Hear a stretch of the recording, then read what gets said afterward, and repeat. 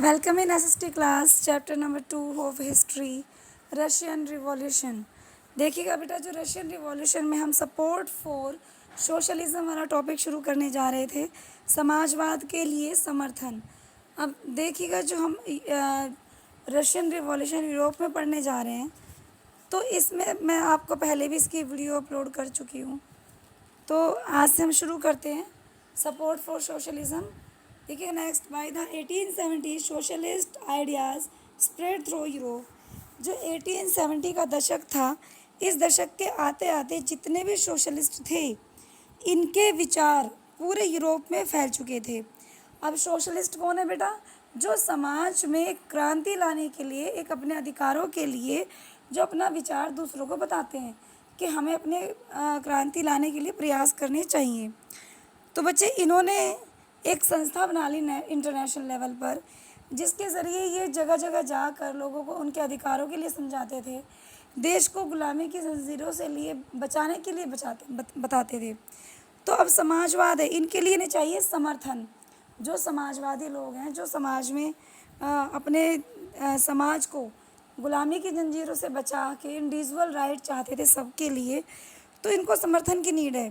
तो देखिएगा बच्चे, धीरे धीरे इन लोगों ने संगठन मतलब एक ग्रुप बनाना शुरू किया, और जब मुसीबत आई तो उस टाइम तक आते आते इन्होंने अपने सदस्यों को, जो इनके मेंबर बन चुके थे, इन्होंने ग्रुप बनाया, इनके ग्रुप के मेंबर्स को संगठन बनाकर लोगों के पास तक मदद पहुंचाने के लिए भेज दिया।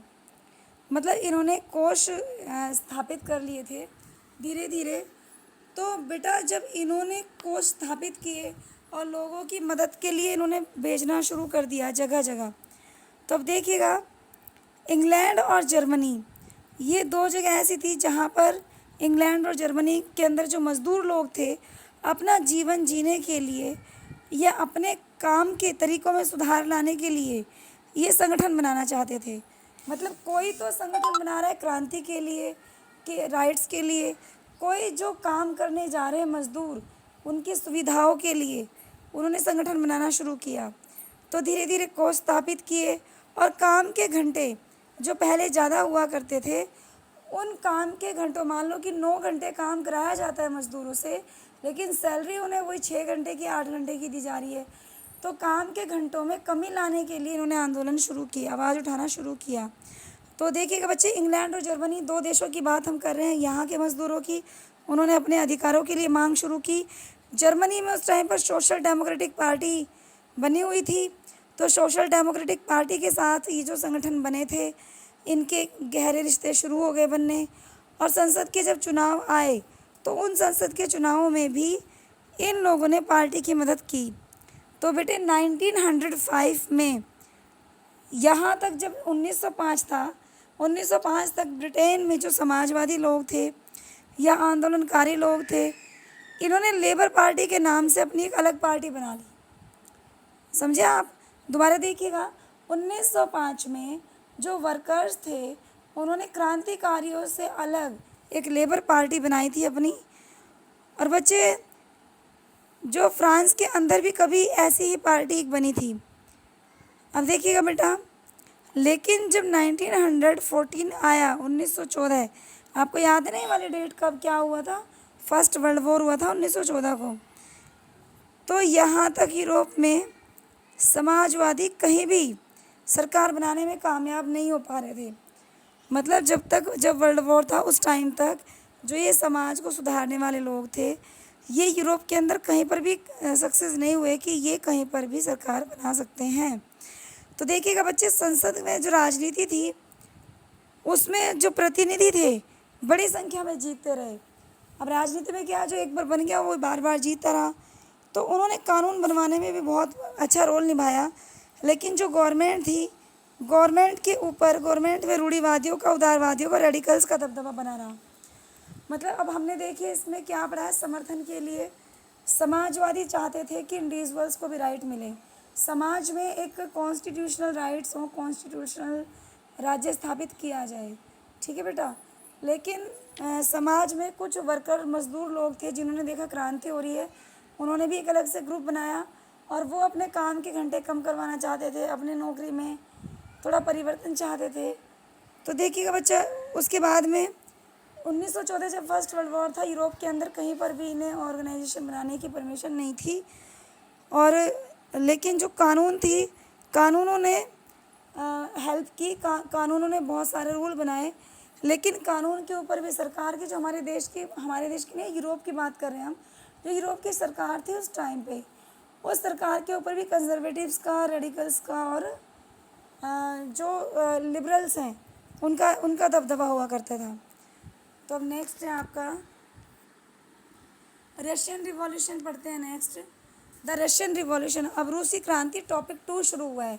मतलब जो इससे पहले हमने चेंजेस पढ़े, सपोर्ट पढ़ी, इससे पहले रेडिकल्स के बारे में पढ़ा, कंजर्वेटिव्स के बारे में पढ़ा, तो ये तो एक इंट्रो हो गया था, समाज की कंडीशन बताई थी रशियन समाज की, रशिया के समाज की क्या चल रहा था, रशिया में क्रांति कैसे शुरू हुई, लोगों के मन में बदलाव आया करने का कि हमें बदलाव चाहिए।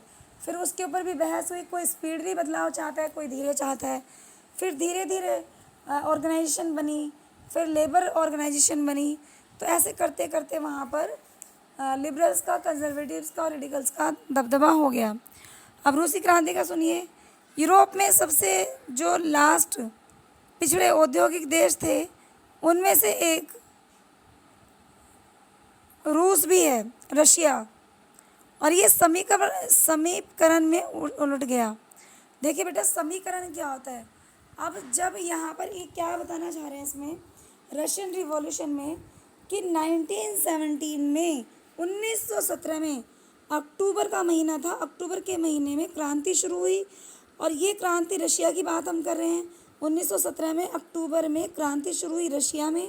और रशिया में जब क्रांति शुरू हुई तो इस क्रांति की बदौलत, इस क्रांति के ज़रिए कुछ लोगों ने, जो समाजवादी लोग थे, इन्होंने सत्ता के ऊपर, वहाँ के शासन के ऊपर कब्जा कर लिया।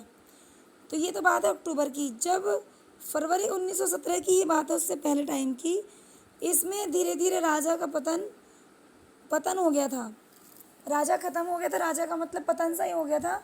लेकिन क्रांति छिड़ी हुई थी, और जब अक्टूबर का महीना आया, वहाँ पे घटनाएं होती चली गई, क्रांति बढ़ती चली गई। तो क्योंकि अक्टूबर के महीने में क्रांति इतनी ज़्यादा बढ़ गई थी, बहुत ज़्यादा, तो उसे क्या कहा गया बच्चे, उसे अक्टूबर क्रांति, अक्टूबर रिवॉल्यूशन कहा गया, जो घटनाएं हुई। तो ऐसा कैसे हुआ? क्रांति के समय रशिया के सामाजिक और राजनीतिक हालात कैसे थे? जब क्रांति थी उस टाइम पर रशिया के सामाजिक, यानी कि अंदरूनी और राजनीतिक हालात कैसे थे? अब इन सवालों का जवाब ढूंढने के लिए क्रांति के कुछ साल पहलों की जो कंडीशंस थी, क्रांति से पहले जो कुछ घटनाएं घटी थी, उनको देखना चाहिए, उनको पढ़ना चाहिए, तब समझ आएगा। तो देखिएगा, नेक्स्ट है आपका रशियन रिवॉल्यूशन के बाद में द रशियन एम्पायर इन 1914, 2.1 पे है। अब देखिएगा बेटा, 1914 में रशिया की बात चल रही है, 1914 की। तो बेटा 1914 में रशिया में जो राजा था, जार निकोलस, उसका शासन था। और जार निकोलस, जो एक स्टोरी की कहानी की तरह सुनिएगा, रशिया में जार निकोलस सेकंड, यानी कि द्वितीय, इससे पहले भी कोई जार निकोलस नाम का राजा हुआ होगा, तो ये जार निकोलस द्वितीय था, इसका राज्य था। और मास्को के आसपास, जो मास्को एरिया है उसके आसपास पड़ने वाले जो भू क्षेत्र हैं, जो ज़मीन के एरिया हैं, इनके अलावा, भू क्षेत्र के अलावा, जो आज जिसे हम फिनलैंड बोलते हैं, लातविया बोलते हैं, लिथुआनिया बोलते हैं, एस्तोनिया, पोलैंड, यूक्रेन और बेलारूस, ये कुछ ऐसे हिस्से थे रूस के जो इसमें शामिल थे। किसमें? देखिए बेटा, जिसके ऊपर शासन था जार निकोलस का, उस शासन में शामिल थे ये। उसके बाद Latvia, Lithuania, Estonia, Poland, Ukraine, Belarus, ये तो थे ही। ये साम्राज्य प्रशांत महासागर तक फैला हुआ था। आप देखिएगा कितना बड़ा रहा होगा प्रशांत महासागर। भाई प्रशांत महासागर आप ही देखिएगा बेटा, ये तो आपका north America, south America, Europe, Africa, sorry Asia, ये अब आपके सामने अफ्रीका बनाने जा रही हूँ, ये ऑस्ट्रेलिया। हम बात करें यहाँ पे भी पैसिफिक ओशन है, यहाँ पे भी, ये दोनों तरफ क्यों है बच्चे? क्योंकि एक गोल था, गोल बीच में से काट के इसमें आपको पेपर पे लाया, तो जो यहाँ से काटा यहाँ बीच में ओशियन था, पैसिफिक, तो बीच में काटने से जब पेपर को सीधा किया गया, आधा इधर चला गया, आधा इधर चला गया। ठीक है, तो बच्चे देखिएगा, तो इन्होंने कहा कि प्रशांत महासागर तक फैला हुआ था रशिया का राज्य, और आज जो प्रेजेंट टाइम में मिडिल एशिया के राज्य हैं जैसे कि जॉर्जिया, आर्मेनिया और अज़रबैजान, तो ये भी इस टाइम के साम्राज्य में आते हैं। तो रशिया में ग्रीक ऑर्थोडॉक्स चर्च से उपजी शाखा रूसी ऑर्थोडॉक्स क्रिश्चियनिटी को मनाने वाले बहुमत थे। अब देखिएगा, वहाँ पर जो शाखा थी, दो तरह के लोग थे जिनके मत अलग अलग थे, तो दो ग्रुप में बढ़ चुके थे लोग। तो बेटा एक तो अभी अभी मैंने आपको बताया कि भाई यहाँ पर ग्रीक ऑर्थोडॉक्स ये चर्च से उपजी शाखा थी, चर्च में से पैदा हुए थे ग्रीक ऑर्थोडॉक्स और रूसी ऑर्थोडॉक्स।